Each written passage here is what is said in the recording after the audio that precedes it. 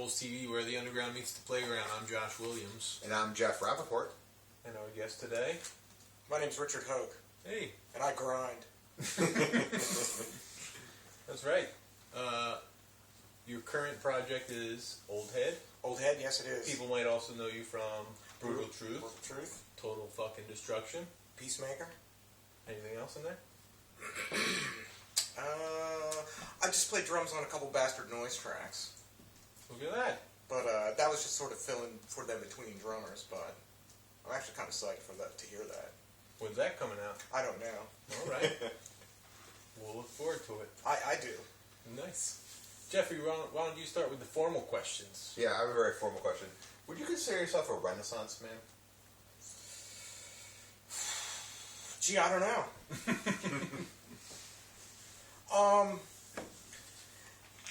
No, I don't think so. A Renaissance man is somebody that is more like a... I'm a little more focused than a Renaissance man might be, you know? In my daily life, I'm an average person, and when I'm actually doing something that I'm, you know, really interested in, it's pretty much focused on making loud, crazy noise, you know? Nice. Back in the Renaissance, they were pretty quiet, you know, sitting around reading books and shit like that, you know? Playing lutes, man. Yeah. You're not a big lute player, huh? Nah. I used to play a little lute in high school. Yeah. Band camp? Yeah. Oh, yeah, I was in marching band, actually. Oh, really? Saxophone, lute, a little sousaphone.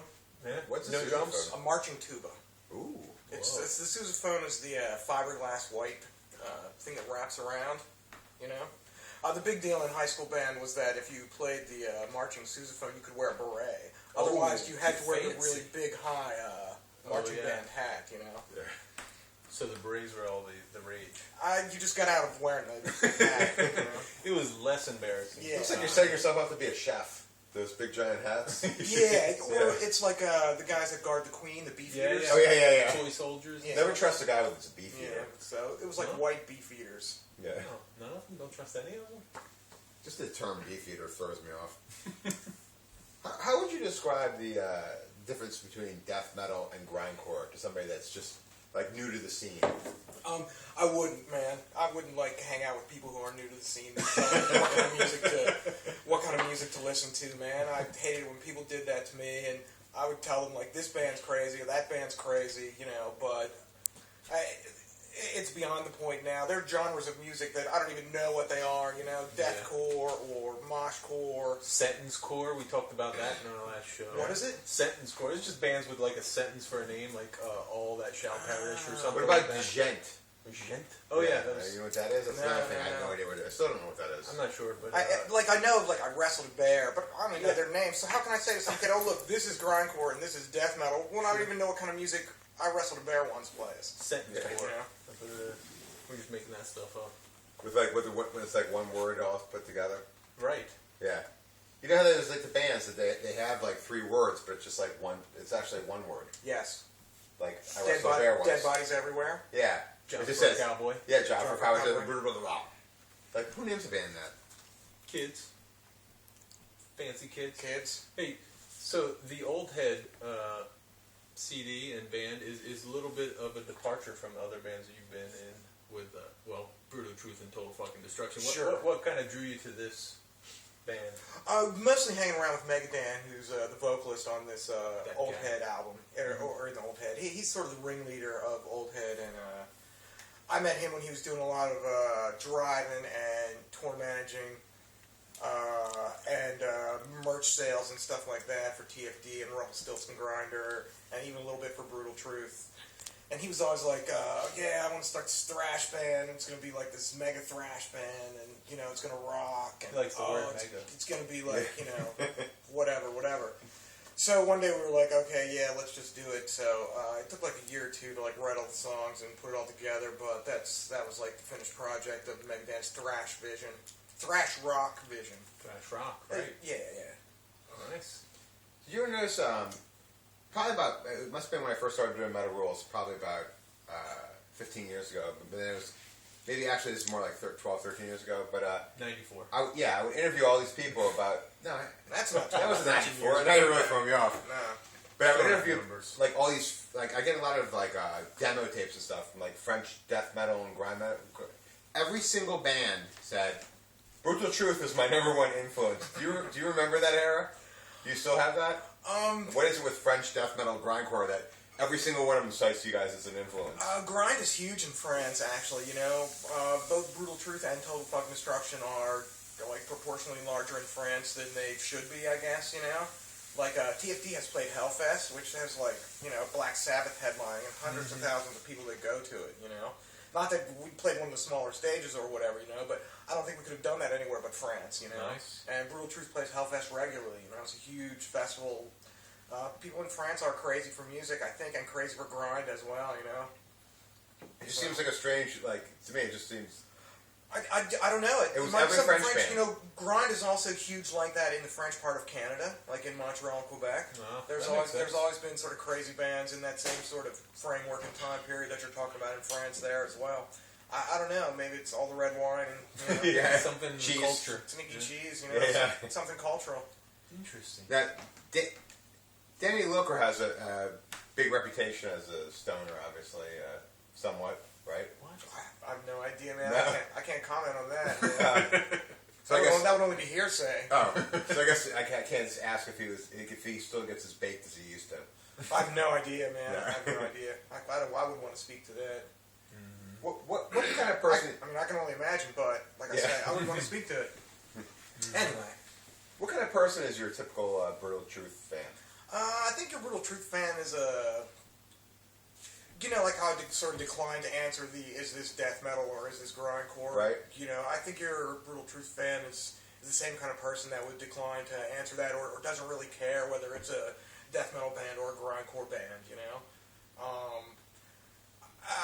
At Brutal Truth shows, you'll find like punk rockers and crusty punks, and it's true. A lot of punk rockers. Yeah. That's one of the things that's always been interesting about Brutal Truth is there's always a different slice of crowds there.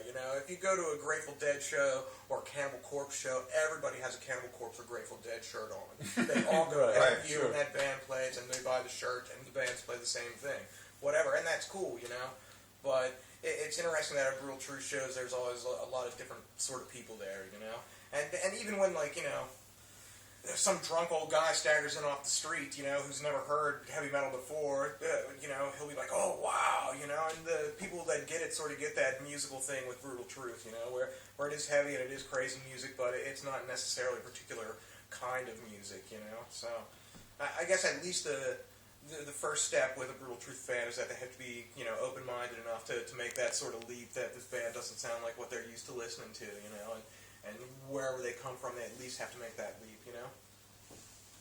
Got it. So a lot of the lyrical content for some of your bands are apocalyptic or harsh or anything like that. So I thought, what happens if the world suddenly turns to utopia? What do you do with that absence of anger? You become like a bee farmer? Well, I gotta admit, I don't spend a lot of time sitting around worried about whether the world is going to turn to utopia. Theoretical, of course. I no longer think that it will blow up in a giant, nuclear worldwide conflagration, but I do sense that it's just my intuitive vibe that it's not going to turn into utopia overnight. It probably won't at all. No, I understand. Just theoretical, just to see if you had anything else going on, if you didn't have drums or an outlet for the anger. It's not really so much anger anymore, I've more just sort of figured out how the system is going to go and, what I think is going to happen, and I'm sort of playing by that paradigm, And I'm fortunate enough to, live in the first world where I don't have to, fight and kill to feed my family and things like that, So I actually have spare time and money to be able to spend making crazy noise, It depends how you look at it, It's completely ridiculous and the world could end at any moment. But I have that luxury and I take use of it, It's very deep. Much deeper than the show's ever gone. Yes. Well, it's like a shocking show now, isn't it? It's that thing. It's like a first world guy problem, It's like, is it death metal or is it grindcore? Right. Well, you know, if you were digging in the frozen ground with a stick for a potato left over from last year, it really wouldn't matter. No. You know? So, you know. I understand. In the grand scheme of yeah, things. you know. I guess now that I'm older and, you know, more of a senior grindster, I'm looking at the big picture a lot more, you know. A lot of times I just sit around and ponder shit, you know, and I guess you know, I save it all up and spout it out in an interview, so there you go. Yeah. That's your answer to that question. Nice. We're going in a more relaxing nature. Yeah, let's do I that. know you're into yoga, right? I was heavily into yoga for a long time, and I still keep a lot of that in my mental framework and in my physical exercises that I do. You know, I no longer practice it very seriously like I did for, I don't know, 8 or maybe close to 10 years. But I'm more into the routine now where I have like the Grind Labs thing where I've got like an hour or two in the mornings, and I do a lot of like exercises and stretches that are based on what I know of yoga, you know, and I can continue to sort of live that lifestyle a little bit, you know, and it's actually very helpful. And the stuff that I learned from yoga, you know, both the muscle memory and like just the ways to like live and breathe and things like that, I definitely still make use of, you know, and will. What about yogurt? I prefer whole milk yogurt, Stonyfield Farms. That's what we've been getting lately. Yeah. Is it Stonyfield or Stony Brook? Stony Brook, Stony I think, Brook actually. Farms, yeah. I think it was Stonyfield, actually. It's one of the two. It's got the cows on the front. Yeah. Yeah. And still on the yo theme, how about Yogi Bear or Yogi Berra? Never really a big fan either. Really? I'm not into baseball or sports, really, except for listening to Phillies on the radio sometimes. What about Yogi Bear, though? I had more favorite cartoons when I was a kid, I would think. What were they? Probably like Three Stooges, you know, Flintstones. Nice. I thought Yogi Bear was kind of dumb, I don't know. Yeah. Didn't he just Kinda run around going like, Hey, boo-boo. hey, boo-boo. But he had that guy that would stay, you know, Boo Boo would just stay by his side anyways. It's true. Now that you're in your... You can't convince me about Yogi Bear. Yeah. Sorry, dude. I'm trying. About Snagglepuss. Yeah.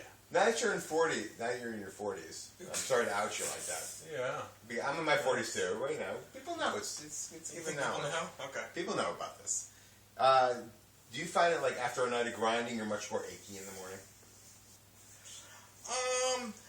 Actually, quite the opposite. If it's like a live grind show, and it's like a decent sort of not headlining, but like a length of a set. Like if it's like a solid at least 30 or 40 minute set, or even if it's like a 60-minute set. When I wake up the next morning, it's more like I'm like the body hangover from like a serious exercise or something like that, you know. So it's, I mean, I might be a little stiff and sore, but I'm much more energized than if I just sat around and ate pizza the last night before, for instance, you know. Yeah, you've played a lot of shows over there. It's probably, I guess, hundreds at this point, right? What would you say your strangest concert experience has been?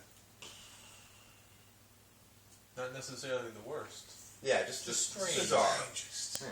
Could be bizarre. Wow. I'm going to guess it's either Florida or Germany. No? Brutal Truth on the Cannibal Corpse tour, one of the early Cannibal Corpse tours in 94 or 5 in the States, we played at some dude's party sort of barbecue in the middle of northern Florida, sort of in like a little bit of swampland, trailer park thing, and we played on a flatbed truck, and Cool. It rained really hard on us. That's not cool. Yeah. And, It's a good way to get electrocuted. Yeah. Gators circling. I guess that was a lot weirder when I'm thinking about it than as I'm describing it. I don't know, man. I can't remember any really weird gigs. I mean, to me, a weird gig would be like, you know, an earthquake happening in it, or like, you know, space aliens landing and going through the pit. There's always like weird shit that goes on in Brutal Truth. They do. That does happen a lot. Space aliens coming down. And that would be weird. Yeah. Otherwise, it's just a bunch of heavy metal guys in the mosh pit. There's something weird about that. You know? Who were we talking to that they said they played a show at like a Chinese restaurant? Like literally a Chinese restaurant. That was recently. They used to have, That was Alex last week. Oh, it was Alex. they used to have punk shows at Walk and Roll. Yeah. Did you play there? I think Trent Attack Dogs played there once, man. But they had shows at Walk and Roll, like even in the 80s, you know? I met my wife there. Really? Not at Rock and Roll, but at what it became later on was What was that? Sanctuary. Sanctuary? Yeah. Wow, okay. Yeah. Oh, that same location. Wow. And that comes full circle. Wow. Now, Total Fucking Destruction obviously has a very strong name. Sure. Have you encountered any problems with that name? No. No? Nobody on the like booking you, like, well, we want to have you, but we can't put that up on our anything like that. Full billboard or anything. Nah, they can fuck off, man. Well, plus, we don't care, you know. If TFT gets booked somewhere that has a giant billboard and, you know, whatever, okay, sure, they can do what they want. TFT is a pretty free-form thing, you know. It's one of the intentions of TFD is just to like get the maximum grind with the minimum sort of like hassle and effort and things like that, you know.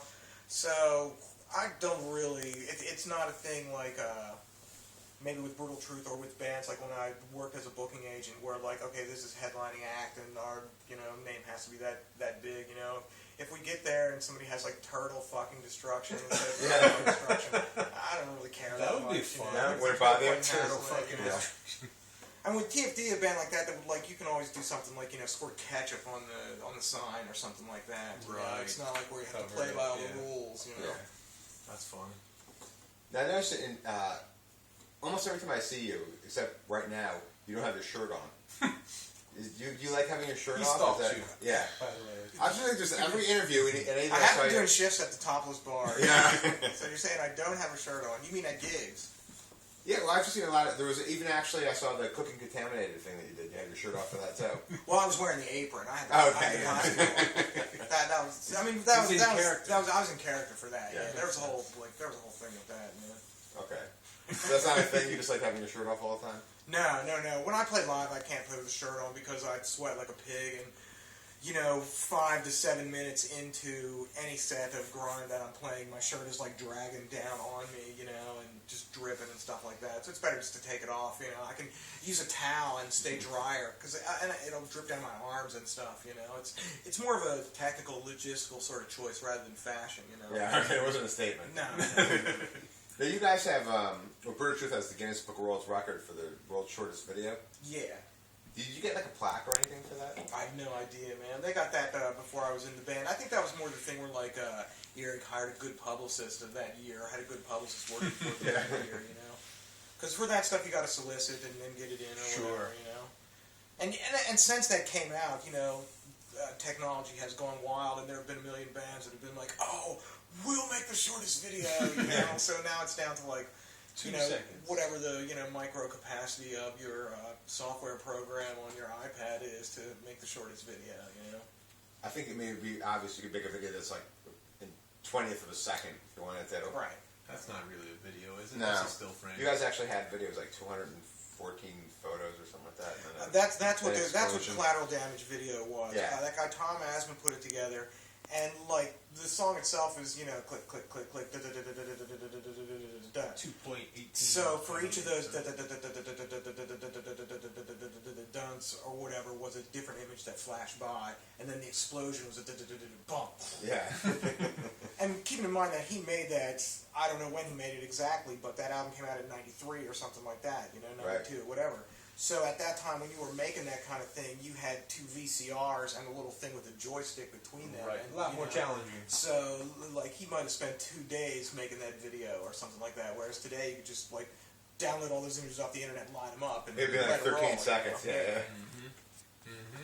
Well, I have, I posted today on our Facebook for all my drummer friends if they had questions for you. Oh. So I have 3 of them, and the first one's from Steve Spatucci, a friend of the show. Steve. Yeah. Hi, Steve. His question is, do you like flamaddles better than paradiddles? Is that a real question? This is a drum thing. Yeah, I'm much more of an... I think he's just being silly. Yeah, I'm much more of an intuitive drummer than a... He just wanted us to say diddle. Right. Paradiddles are actually a drum thing that I've heard of. I didn't catch the first one. What was that? Flamaddle. I don't know. Steve could be making that up. There's flams. There's flams. Maybe flam is the abbreviation of the whole thing. Paradiddle's more of an exercise, and I don't really practice playing the drums. I just sort of play songs or whatever, So although I've heard of them and I know what they are, I don't use them. I think he just wanted to hear his name, so maybe he could just say his name. Hi, Steve. Steve, say his whole name. Spatucci. Steve Spatucci. Yeah. Good job, Steve. Now he'll get a bonus. All right, the next one's from my friend John Davis. Not to be confused with the Korn guy. Yeah. He's a drummer. he played a show with you guys back in the day, like early '90s at Bonnie's Rocks, and he said that did you hate the center stage pole and also setting up in the kitchen as much as they did? Yeah. Good answer. Yeah. My last question from a drummer friend is this JP Flexner. He's a punk rock guy. He's a fan of you guys. But, Flexner. Yeah, that's true. He's a real guy. Okay. He exists. He says you're a hard hitter. So this is like more technical question. Sure. But how do you get life out of your cymbals? Do you have a certain brand? Do you have a setup or anything like that? Because you beat on them pretty bad. I had there was a time when I had a great set of Zildjian cymbals, and they started cracking the crashes, so I drilled them out, and now I use them just for like my rehearsal at home, where I play much lighter. When I play live, I have these cheap, crappy cymbals that I bought at a used music store for like $30 or $40 each, and I use those for my main crashes. Mm-hmm. My ride cymbal was this like huge, heavy, 22-inch pasty crash ride that I've had for like 35 or 50 years. Wow. And it just still sits there, and I play that. The same with the Zildjian hi-hats that I have. They've held up. I've gone through a couple of the China cymbals, but I try to get Zildjians, like 20-inch Chinas, 18-inch Chinas. The smaller cymbals the better. And that's the size, but I switched those up. That's how I get life out of my cymbals. I found that drilling the Zildjians didn't help. The cracks just kept going, so I just sort of rotated them into like just lightweight rehearsal sort of use, or in the studio, something like that. Gotcha. That's the technical side for it. Yeah, technically I could say if you're playing live, use cheap, crappy cymbals and beat on them until they crack and then throw them away. That's right. It's got to look good, right? Drum equipment, and I think a lot of music gear is a total scam. Like it's that whole thing where like well you can get a brand new Zildjian list price $9.99 cymbal for $4.99. No, it's like a car or whatever. Nobody ever really sells it. Right, yeah, the MSRP. Yeah, some bullshit. Yeah. I see. Well, you got the most important question. The most important question is, are you honored to appear on Metal Rules TV? I'm totally fucking psyched to appear on Metal Rules TV. Because you know what? I've been waiting for fucking years to appear on Metal Rules TV. And when Jeff invited me to come on over and sit here on the crotch couch with these dudes, I was totally fucking grindingly psyched. Thank you, and good night.